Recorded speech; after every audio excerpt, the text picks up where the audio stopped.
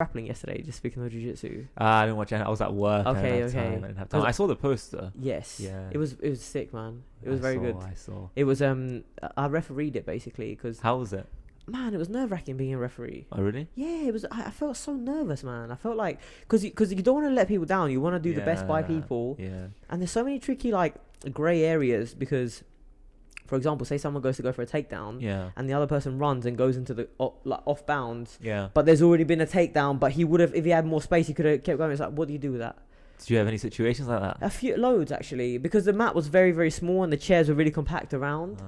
So, which was nice because it kept it intimate, and I like that, you know. Yeah. And there was kind of like 2 or 3 rows on this side, 2 this side, 1 this side, and the commentating team on that side.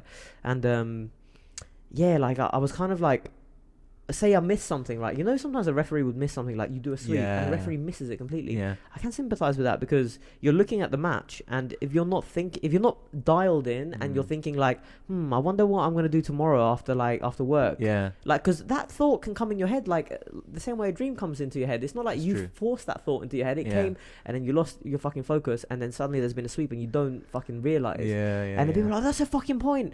And that happened to me like on one occasion, and then. Oh, really? Had both teams like kind of arguing this out, so I had to find a solution that was best for both teams really, because I didn't want to just go by my own stubbornness. And that's what I realized about myself, is that I'm quite diplomatic, so perhaps refereeing is something that's not that suited to me. Like I'm not going to pursue refereeing matches. I'd rather just fucking compete because also I like to be friends with people. I like to like negotiate with people. Do you know what I mean? So it's like if you're refereeing, you really have to upset a lot of people. Kind of cold. I wouldn't want that weight on my shoulders, to be honest. All the eyes are on you as well. I'd love to be that close to the action though. That being that close to the action with like high level grapplers is amazing. That was definitely the best part of that. I mean, you see small details that just can't be explained to you. Like when you're watching them, it's just amazing. Like you see the submissions, especially when people get out of them. It's just, man, Refs should have like body cams on them, you know. They should. They have it in one of the fighting organizations. I think it's Bellator. They start having like GoPros on. Was it on his chest? Like on his chest, and it is really cool. It looks nice. Yeah, that is nice. I had So basically, yesterday, this was one of the biggest. It wasn't really an upset because Hedge didn't win, right? But you know Hedge? Yeah. So Hedge fought in the final against Jed. Yeah. And it was controversial the way Hedge got to the final because Francesco is another guy. I don't know if you know him. He's like an Italian guy and he trains with Jed.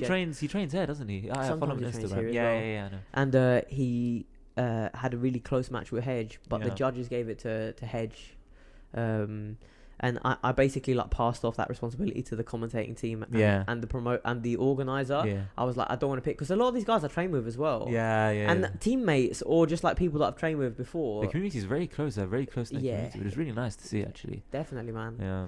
And so anyway, what was I saying about refereeing? About the match.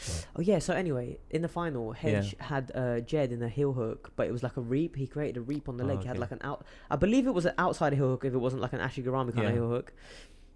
And he was cranking the heel, and suddenly there was a snap, like someone whipped a belt like that, like whoosh, and his fucking Jed's foot snapped. It snapped in the match? In the heel hook, yeah. And as it snapped, it must have slipped out of Hedge's grip, because Hedge then, it wasn't in his hand anymore, and I thought it was the sound of his foot hitting his face, but it wasn't. It was his actual ankle. His ankle snapped. Jed verified it afterwards, and everyone kind of recoiled in horror. Everyone was like, "Whoa!" And then basically, Jed was fine to continue. He got out of the heel hook when it snapped, but his leg was hurt afterwards. But the fact that Hedge had him in that position is fantastic, man. It's really cool. Yeah. That's crazy. Yeah, and you saw it, man. See, I had the best seat in the house. Like it was there, and I was like standing there. I was right over it, like looking. Oh man, but that must make you cringe inside though to hear that noise though. Yeah.